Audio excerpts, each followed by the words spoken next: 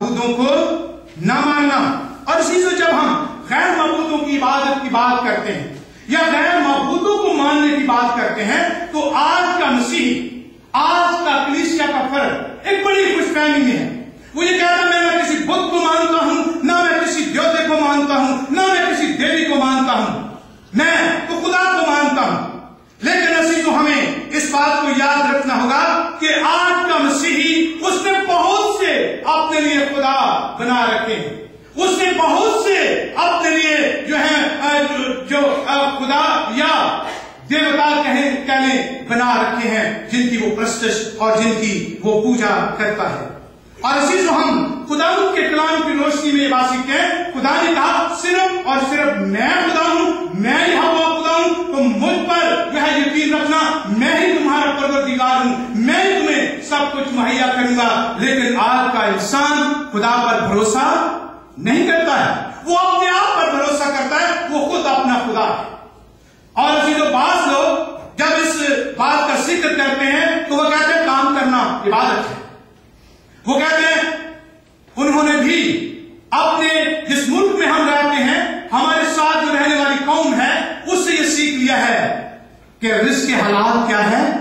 عبادت ہے۔ ہم حلال رزق کما رہے ہیں، یہ عبادت ہے۔ یہ عبادت نہیں ہے۔ عبادت اس وقت ہوتی ہے جب آپ خدا کی عبادت کرتے ہیں، جب آپ اس کی حضوری میں، اس کے قدموں میں سرنگو ہوتے ہیں، جب آپ اپنی زندگی، اپنا وقت اسے دیتے ہیں، اور جب آپ روح اور سچائی کے ساتھ اس کی عبادت کرتے ہیں، اس وقت عبادت ہوتی ہے۔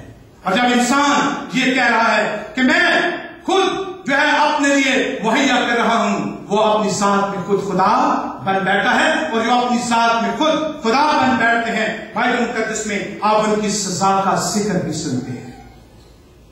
آپ موسیٰ اور ہارون کا ذکر سنتے ہیں، پہاڑ پر گئے، خدا سے کہا کہ اس قوم کو پانی ہم کہاں سے دیں گے؟ رب جبریل نے کہا تم حرب کی چٹان پر جاؤ اور وہاں جا کر کہنا، اور ایک بار لکھا ہے کہ وہاں پر آسمان مارنا، وہاں سے پانی بہ نکلے گا، تم بھی پینا، بنی اسرائیل بھی پیئے اور ان کے چھپائے ان کے جانور بھی پیئے۔ اور جب موسیٰ اور ہارون وہاں پر آئے تو موسیٰ نے کیا کہا؟ آؤ ہم تمہارے لیے پانی نکالیں۔ اور خدا نے موسیٰ کو کیا کہا؟ ہارون کو کیا کہا؟ خدا نے موسیٰ سے یہ کہا کہ تو نے قوم کے سامنے میرے نام کی تقدیس نہیں کی ہے۔ تجھے کہنا کیا تھا؟ تجھے یہ نہیں کہنا تھا آؤ ہم تمہارے لیے پانی نکالیں، کہنا یہ تھا یہوہ خدا تمہارے لیے پانی نکالتا ہے۔ اور خدا نے کہا کہ تم نے قوم کے سامنے میرے نام کی تقدیس نہیں کی ہے۔ موسیٰ کو کہا تو اس سرزمین پر نہیں جائے گا جس کا وعدہ کیا گیا ہے، اور ہارون سے کہا گیا کہ تو آگے کو میرا کاہن نہیں ہوگا۔ اور عزیز سوچیں ذرا، ان کو تو صرف یہ کہنے کی سزا مل گئی کہ آؤ ہم تمہارے لیے پانی نکالیں، اور ہم جو کہتے ہیں کہ ہم اپنی روزی کما رہے ہیں، ہم اپنے لیے سب کچھ کر رہے ہیں۔ اور آپ نے حزقیہ کی کتاب میں سنا، خدا نے کہا میں ہوں جو تمہیں غلہ دیتا ہوں، میں ہوں جو تمہیں مے دیتا ہوں، میں ہوں جو تمہیں روغن دیتا ہوں۔ اور ہم کہتے ہیں ہم اپنے لیے ایسا کر رہے ہیں، اس وقت ہم اپنی ذات میں خود خدا بن بیٹھتے ہیں۔ اور جس بعض دفعہ ہمارے عزیز، ہمارے رشتے دار ہمارے لیے خدا بن جاتے ہیں، ہم خدا کی عبادت کرنا، اس کی پرستش کرنا اتنا ضروری نہیں سمجھتے ہیں جتنا ہم ان کو اٹینڈ کرنا ضروری سمجھتے ہیں۔ اور عزیزو ہم خداوند کے کلام میں اسی خداوند کے اپنے الفاظ ہیں کہ اگر مجھ سے بڑھ کر کوئی اپنی بیوی، اپنے بچوں، اپنے ماں باپ کو پیار کرتا ہے تو وہ میرے لائق نہیں ہے۔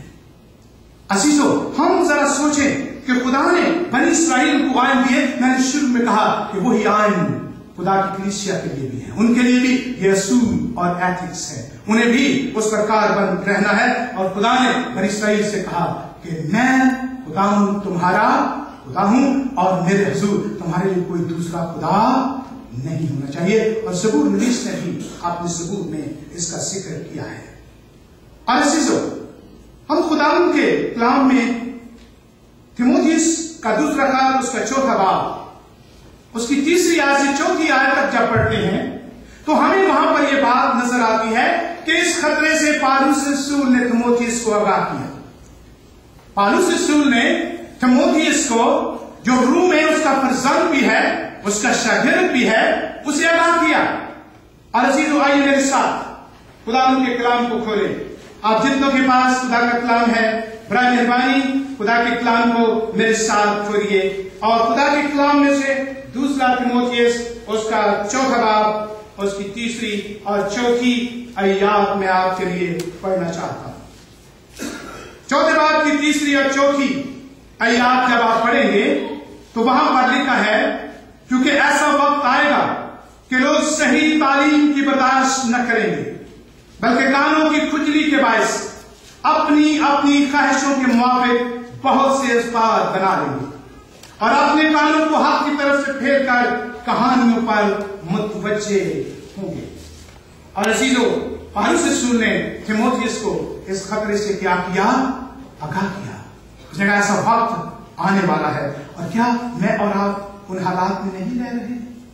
हम उस सिचुएशन में नहीं रह रहे हैं, क्योंकि खुदावंद के कलाम मुकद्दस में लिखा है कि ऐसा वक्त आएगा कि लोग सही तालीम की बर्दाश्त ना करेंगे, बल्कि कानून की खुजली के बायस अपनी अपनी ख्वाहिशों के मुताबिक, अपनी अपनी ख्वाहिशों के मुताबिक बहुत से उस्ताद बना लेंगे।